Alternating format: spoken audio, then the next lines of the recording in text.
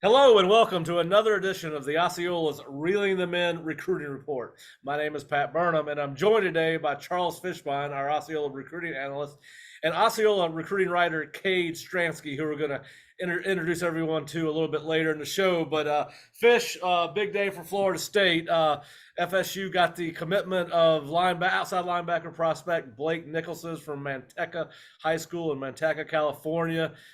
Just tell us a little bit about what your thoughts are on Blake.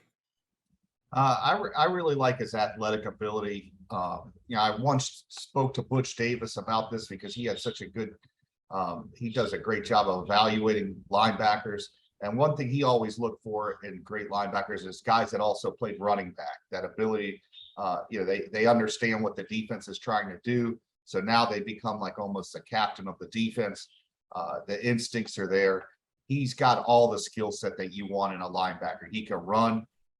He's athletic. And as you know, as well as I do, the linebacker position has totally changed now in that guys don't really play a traditional linebacker spot, especially at the high school level. You see guys, the first thing you notice is every guy lines up off tackle, rushing the passer, or they're in the slot.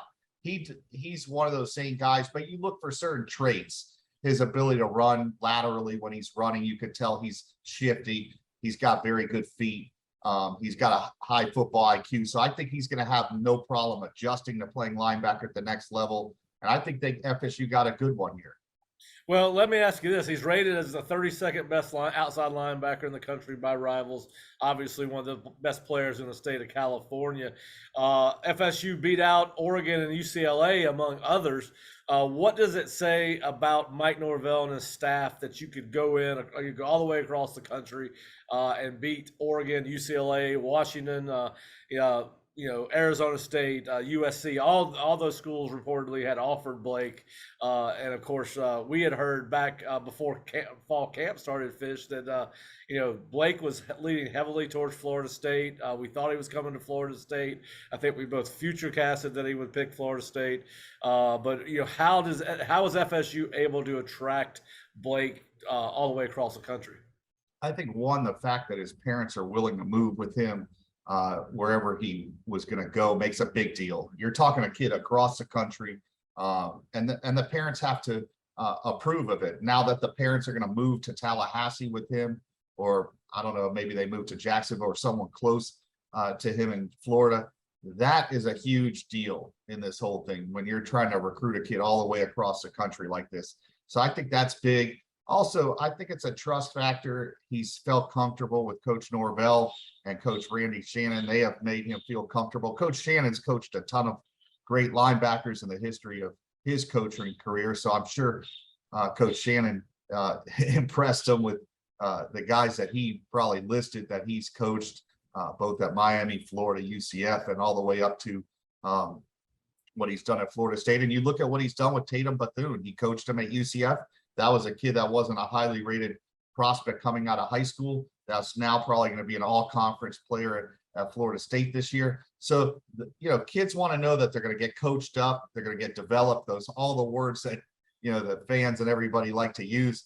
They've done a good job, especially this year. Kalen DeLoach is another one that has improved a lot under this staff. So I think that helps them with a kid like Kalen.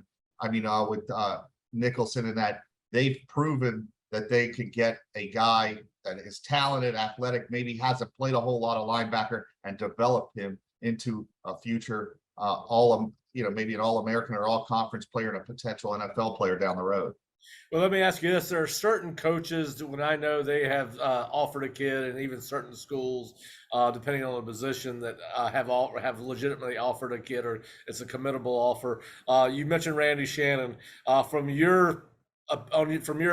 your opinion, do you trust the selection of Blake more because Randy was involved in the recruitment and the evaluation process? I trust it because I trust my eyes. I think you trust your eyes. The kid's a very good athlete. You see a big kid that runs fast. There's not a whole lot of those guys. They'll be big and they'll be sluggish. When you have all the traits that this kid has and the potential he has to become a very good player at the next level. I don't want to compare him to Brian Cushing because Cushing's like one of the best linebackers I've ever seen out of high school, but he has some of those same type of traits. Cushing was a linebacker in high school, was athletic. He can move laterally, and you saw his ability to change direction, flip his hips over. He's not stiff, this kid. A lot of times you see a big kid like this and they're stiff. They can't change direction. He's going to be able to cover a tight end. He's going to be able to recover bigger receivers in space. He's got the ability that you want out of a linebacker at the next level. Yeah, you're right. He's very athletic on film, physical, plays extremely hard, and runs sideline to sideline. Florida State's not very deep at linebacker. They base 4-2-5 right now, but we did see them use some 3 linebacker packages against Louisville on Friday night. Is this a kid that can come in and compete for playing time right away because of where FSU is from a depth standpoint? Yeah, I definitely think he can come in and play right away, especially on special teams. Linebackers are so important when you're recruiting. And you could tell he has a high football IQ. When you do see him on the football field, he knows where to be on the field. I think he understands what is going on, both offensively and defensively. I really like what I see out of the kid. I really think he's going to be good. All right. Now, Blake makes the second linebacker Florida State has committed for the 2023 class, joining DeMarco Ward from Duluth, Georgia. They got 2 linebackers in the class. I believe this is the 15th commitment for this class. Do you see them going after a third linebacker with where their numbers are at their position? Do you think they'll go through the portal to try to get a more experienced player in here? I definitely think they need another linebacker. You've seen what they've put out on the field this year. You've got 2 guys you could count on. You have Tatum Bethune, you got Kalen DeLoach. DeLoach has gotten a lot better, but you still see some of the mistakes he makes. You saw it last week. I don't know. I don't like linebackers that end up on the floor. He dives a lot of guys. He still has to improve his technique, but those are 2 guys you could count on.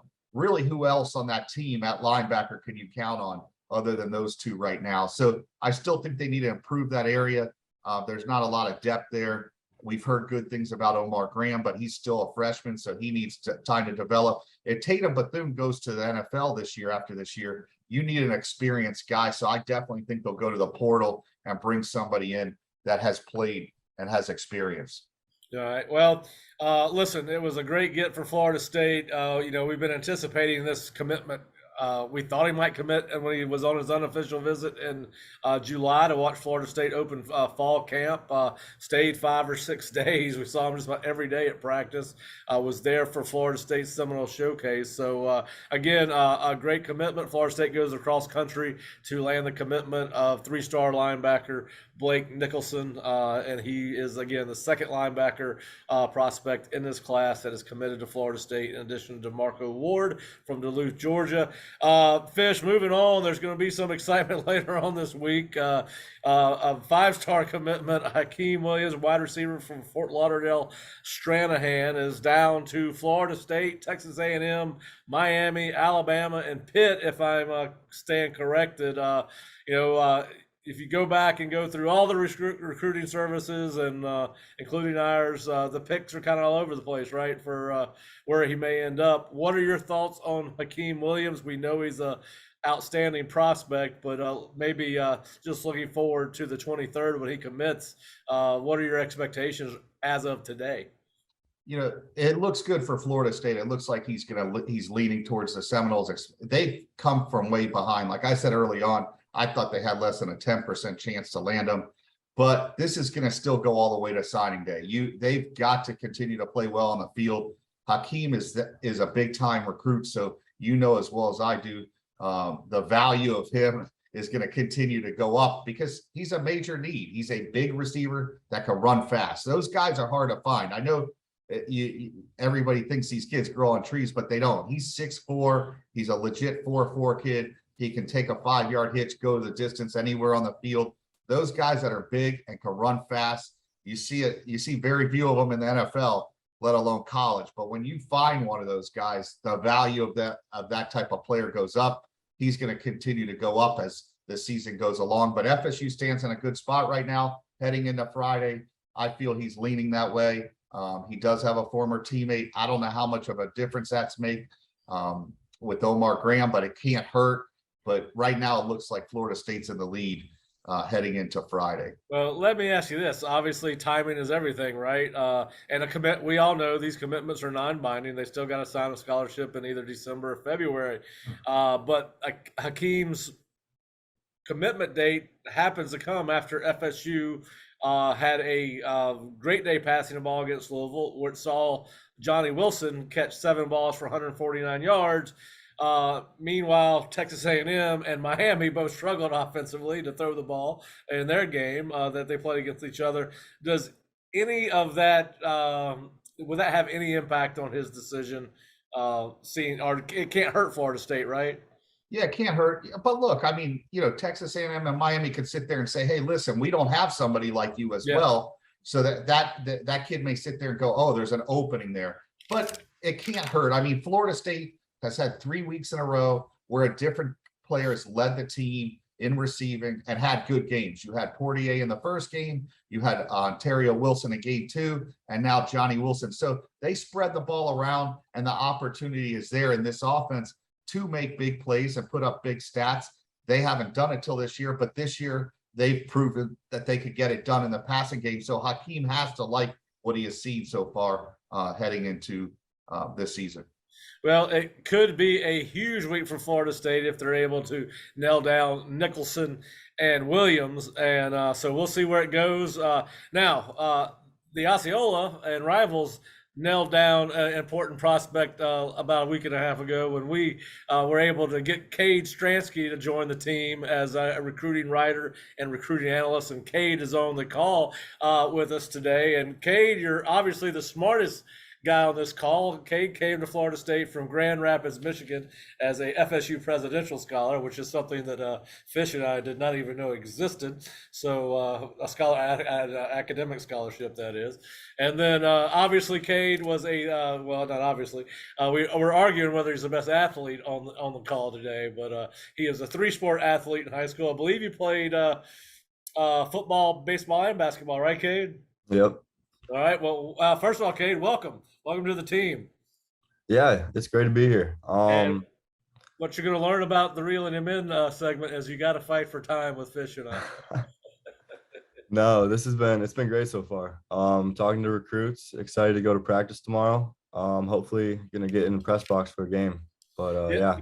Yeah, well, one of the obviously you've been reaching out to a lot of 2024 prospects and several 2023s, but in particular, one of the kids that you talked to last week, one of the prospects you talked to last week was a 2024 quarterback prospect, Anthony Walter from St. Bonaventure High School in Ventura, California. Obviously, FSU already has Luke Cromenhawk committed from Savannah, Georgia. But Kay, just tell us a little bit about what you learned about Anthony on the call and Florida State's involvement in or the extent of Florida State's recruitment of Anthony. Yeah, so right now he's a 3-star pro-style quarterback. He's 6'1", 180. But he was talking a lot to me about his connection with quarterback coach Tony Toccofah. Right now he's a little bit under the radar. But I think his stock is gonna bump up, in my opinion. But a great kid, seems really appreciative of everything FSU is doing for him, and says he's in pretty good communication with a lot of people here in the program. So it'll be interesting to see how that goes. Cade mentioned that Anthony is talking to Tony Toccofah, which with the expansion of these recruiting offices, sometimes a recruiting operations person will talk to the kid, maybe a area coach. But what does it say to you that Anthony is hearing from Tony Toccofah right now? Well, it shows that he's important in the kid's recruitment. Like you said, sometimes it's area guys, sometimes it's position coaches. Every staff deals with recruits differently. Tony's a very young guy. I'm sure he's going to be relatable to a lot of these kids.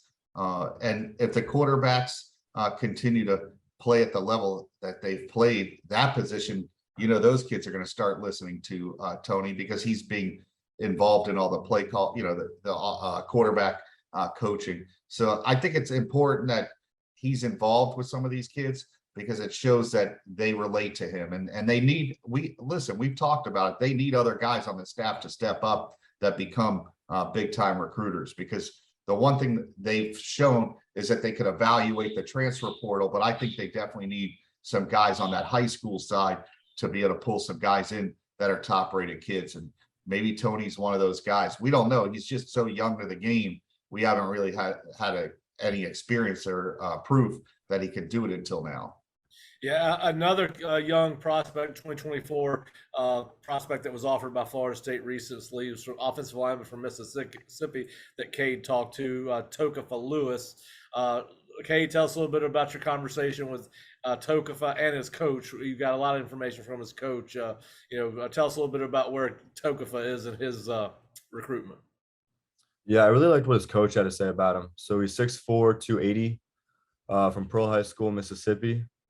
He calls himself the Pancake Man, and if you watch some of this film, it's pretty evident why. But his coach told me that in the last year he's put on 35 pounds of good weight, and it's really shown throughout his game. He's really pushing people around right now, and I think the same thing as Anthony. I think his ranking is going to go up as the season and next season continue.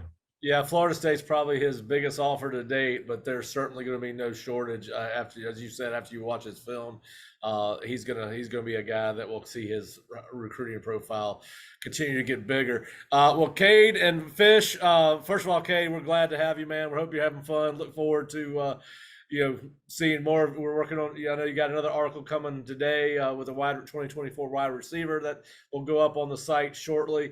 But Fish, thank you for your thoughts on Blake and Hakeem, and it could be a huge week for Florida State. Cade, thank you for your information on Anthony and Toccofah, and we'll look forward to future updates on those guys from you. And of course, hope all you subscribers and viewers enjoyed this episode of Reeling Them In, and we will see you on our next edition. Thanks, Fish. Thanks, Cade.